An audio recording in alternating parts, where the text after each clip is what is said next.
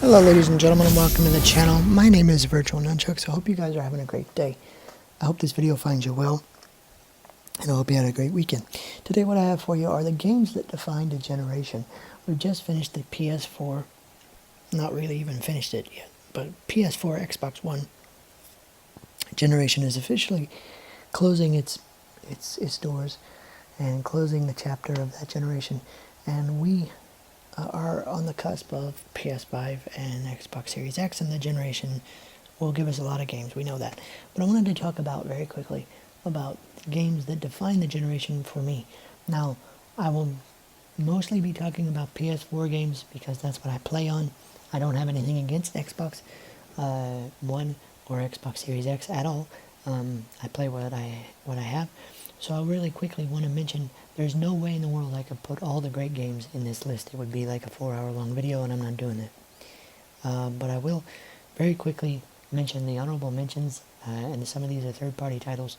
Things like The Witcher 3, great game, awesome game, beautiful game. Red Dead Redemption 2, completely awesome game. You guys seriously need to play that if you haven't.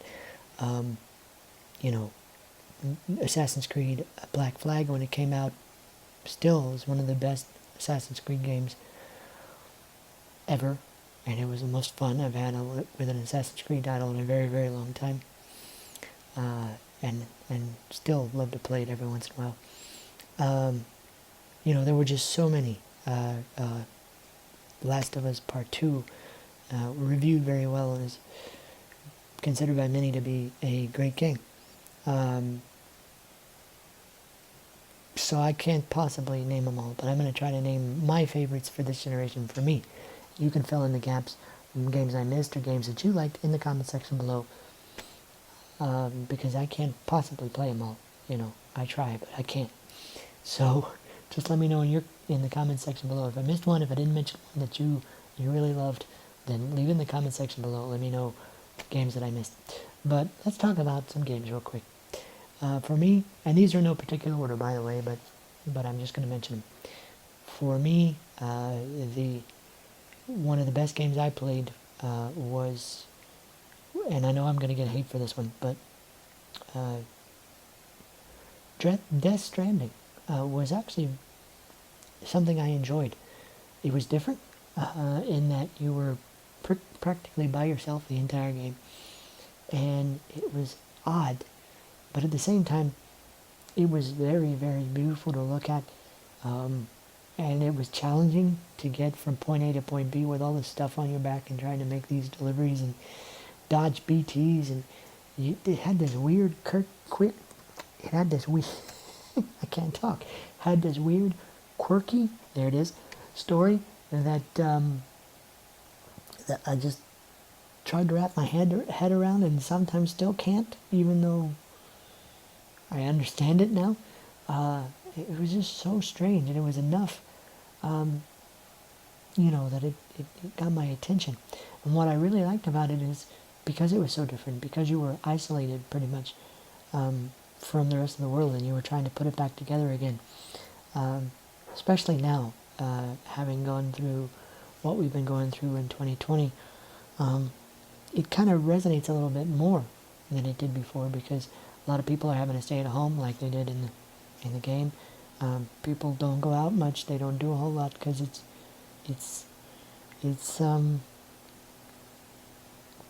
dangerous in that game world to do that. And the only one brave enough to do it was Sam Bridges, delivering these packages, reconnecting the world, and making the world go. And at times it was boring and slow, and a lot of people didn't make it past the 3rd chapter, and I totally get that.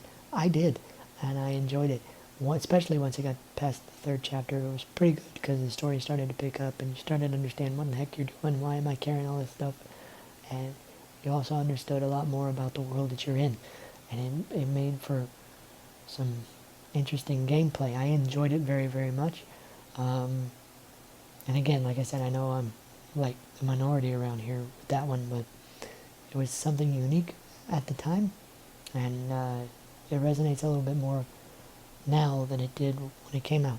So I appreciated that game. something that I think everybody should play and at least try to finish.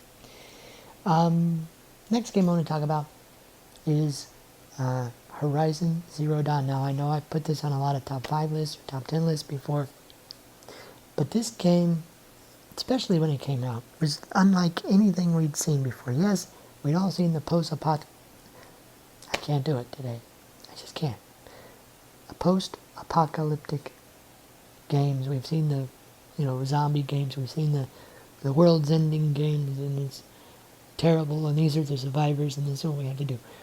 But what sold me on the game was the fact that the box art, okay, had this big, huge robo-dinosaur machine-looking thing, and this woman with a bow and arrow, and I was like, how are you gonna, you're not gonna kill that with a bow and arrow. How? And I told my son, this is the first thing I want to find. If I can find it first thing, I'm gonna try, because this is awesome. And so I played it, and then I found out that this world was rich with characters, and there was actually a woman who could use a bow and arrow and kill all these monstrous machines and save the world, and the side characters were crazy. Some of them were funny, some of them were deadly serious, and some of them were a little loony. And it made for an interesting world, and I just got sucked in, and I couldn't put the game down for a solid week. I played through it. I nearly got all the trophies for it. I think I'm missing like 1 or 2 of those little wall painting things that you had to find. But I played through it, and I was like, oh, this is so awesome. And I think I played through it twice before they even put New Game Plus on there. And I just was sucked in with the story, and I cannot wait for the sequel that's coming in 2021 on PS5. If you have not played it and you have a PS5, you are able to play it backwards compatible. I do recommend getting the complete version. That's like $19.99 on the PS Store. The complete edition has the DLC and all the different things that they added post-launch to the game, so you can play it and whatever and enjoy it. And then of course you'll be ready to go for the sequel. May do that here on this channel before the sequel. I have no idea. But the next game I just want to mention real quick. Now that, like I said, there are a lot of games that I could put on this list, but I mean, we had so many. We had we had Spider-Man PS4. Spider-Man PS4 was one of the best Spider-Man games I've ever played in my life, and I've played Spider-Man games since PS1 days. I think that was the first time I played a Spider-Man game, I think. And I gotta say, the characters, the story, the whole environment, it was just fun. The combat was fun, the web slinging was fun. The story was definitely worthy of comic books, if not a movie. It was just great, and if you haven't played it, shame on you. Shame on you. Now, you can get it PS5 with the Miles Morales Deluxe Edition, or whatever they're calling it. You can get a remastered version of Spider-Man along with Miles Morales, which is like a sequel, but not a complete sequel kind of thing. But you definitely should play it, especially the DLC. Some of the DLC was great, some of it was not. I mean, I'm going to be perfectly honest, some of it you could do without. But it gave me a chance to be back in the world, and I had to take it, because it was just so much fun to play and be Spider-Man. I mean, it was funny where it needed to be funny. It was clumsy where it needed to be clumsy, and it was just, in my opinion, one of the best games this generation. And again, we have so many that we could mention, like, Vampire. I didn't get to play it until recently with the PS Plus drop. Vampire was good. We could mention Assassin's Creed Origins was good. We can mention all these games that were good that came out this generation. Some of the best VR experiences this generation were for me anyway, were Star Wars Squadrons and Star Trek Bridge Crew and Hot Shots, or Hot Shots, what do they call it? Super Hot VR. I do that all the time. You know, just stuff. And there's just so many, but you definitely have to play, if you don't play anything else on this list, you definitely have to play God of War. Not only because there's a sequel coming in 2021, which I'm super stoked about, but because if there was a perfect game, that has to be it. It had the combat, it had the characters, it had the story, it had the environment, and it had the mythology, and it wrapped it all up in a very, very nice package. It was amazing to play. There was hardly a point in time where I thought, I have to put this down, I just can't deal with it anymore, I have to put it down.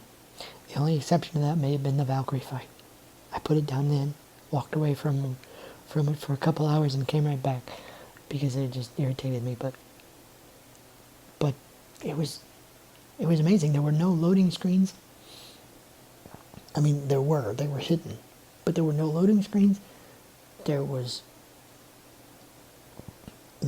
non-stop, well, I say non-stop. There was a lot of action. Obviously, it's a God of War game, so there's going to be that.